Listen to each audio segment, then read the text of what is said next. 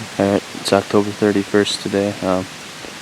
Just got set up for the evening sit, and it's hot out. It's 54 degrees out right now, and the last few weeks it's been pretty much right around freezing. So yeah, this warm weather just blew in. So I was thinking it was probably going to make the deer activity not great, but I did see one on one of the food plots over here on my way into the stand, so maybe it's not stopping them from moving, but we haven't been seeing a lot of movement right now. But tomorrow should be pretty good. It's gonna drop about 20 degrees on the daytime high, back down to around freezing, so that might get the deer up on their feet, and it looks like the corn might get combined tomorrow. So I think there's a lot of deer laying in the cornfield right now. I think that might be part of our problems on why we're not seeing too many deer, because there's plenty of sign and lots of trail cam pictures at night and stuff, but we're just not seeing them in the woods while we're hunting. It is supposed to be super windy tomorrow too though, so we'll see how that goes. But it's that time of the year, gotta be out there whenever you can. But it's not much activity as far as bucks chasing does or anything going on right now. A lot of the does are still with their fawns, so I don't think things are quite happening right now. But set up along the edge of the standing corn tonight, where it looks like the deer have been coming in and out of it, and hopefully I'll catch a deer coming out tonight. We don't have any venison for the freezer yet, so maybe jump. We don't have any venison for the freezer yet, so if I get a chance at doe tonight, I'm going to go ahead and take it, because I know there's a lot of does around. It's just we're not seeing them right now, but we've never had a problem with the doe population out here. If anything, we need to try to do a better job of shooting some more of them. But so that's the plan tonight. Hopefully it'll happen.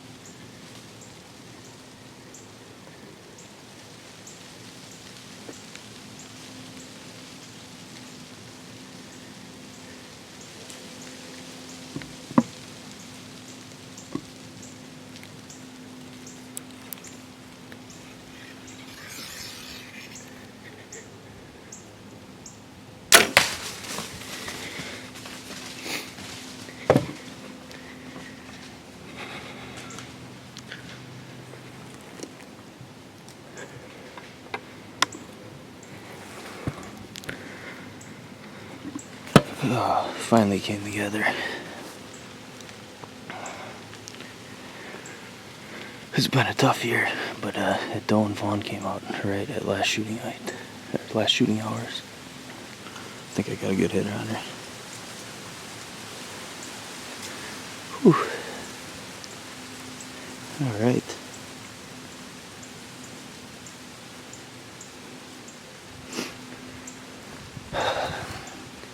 I could hear something up in there for a while, and I thought it had to be some deer in there. I just kept watching. Never saw anything there back behind those pine branches, and I looked at my phone, and I had like 5 minutes left or so of shooting light, and then all of a sudden I heard it again, and I saw him there. So she came out exactly where I wanted her to. Nice 20-yard shot. So I'm guessing she didn't go far. I think I maybe hit her a little high. I shot a little bit low, or I was aiming a little bit low, and she ducked pretty good, but I think it's definitely in the lungs. So I'm gonna sit here for a little bit and check the video. I'm guessing Alex and Dana will be over here eventually, and we'll go take a look for it. Alright, it's been an hour and a half since I shot the deer.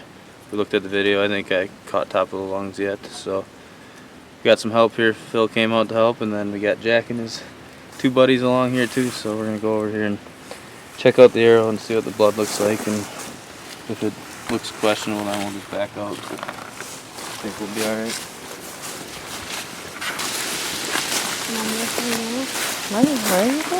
The arrow's right here. The wound ran in there, and the arrow's over here.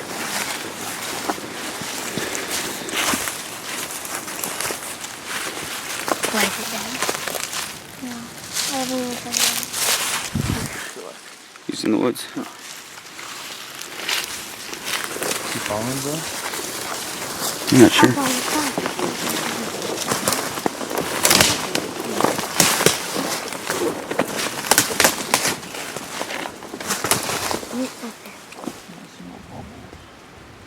But if you look at the... There's blood right there. Where? On that leaf. No. Good eye. Dumping, huh? And right there. Good And job. down there. You got an eye for this. Yeah, if you just step into blood. Yeah, we got this stuff in there. Just make sure you don't step on it. Or our last one. Watch out, there's a fence line here, don't trip. There's a lot of outside here. Yeah, there's some blood on my tree. You're pretty good. He's bleeding. He's bleeding good. That was right now. I guess he probably went left. Oh, it's right here. Yeah, I thought it was a rocket first too. How did we miss that? Yeah, that wasn't... I mean, it was definitely a little high, but it wasn't too bad. I thought that was a rocket first. That'd be some good meat. How did we miss that? I thought it was a I was rock. looking ahead, too. She must have just dropped the axe. Right here, she can tell where she is. So she went, what, 100 yards or so? Yeah. There's some there too. Right on the oh, on the Chunky.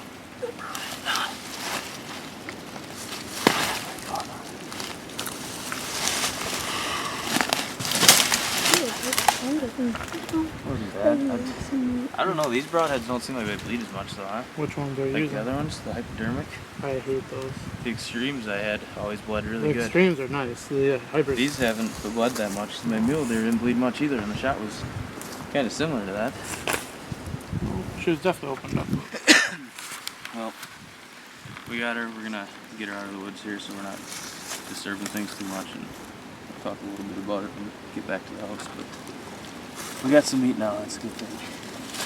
Want me to drag it, Phil? You got the bad wrist.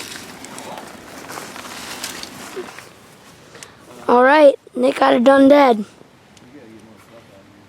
That's what I said. I'm asking. Getting her ready to get in the truck. So, tonight we're going to gut her, hang her, and tomorrow we're going to cut her up.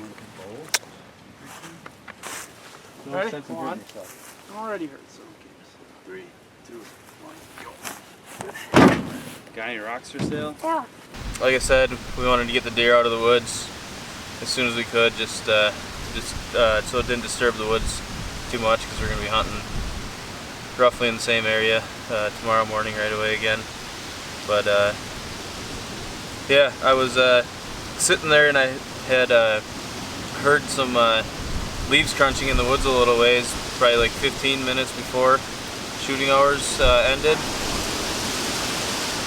It's windy, so I apologize if there's any bad audio here, but yeah, so I was sitting there and I heard the leaves crunching about 15 minutes before shooting hours ended, and I had some hemlock trees in my way that I couldn't see back into the woods where it was, and I thought it sounded like it was deer, and then it stopped for a while, and so that I thought maybe it was just squirrels or something. But I looked at my phone there, and it was getting close to the end of shooting hours, and I heard it again, and she came out onto the field. I know she had another deer behind her, but I'm guessing that was just the fawn behind her, and yeah, I shot her right before shooting hours ended, and the shot was a little high like I kind of thought, but it definitely was double lungs, and she only made it about 100 yards. So I set up tonight along that edge of the cornfield where I don't have a camera there at all, but I could see where they'd been knocking down the corn,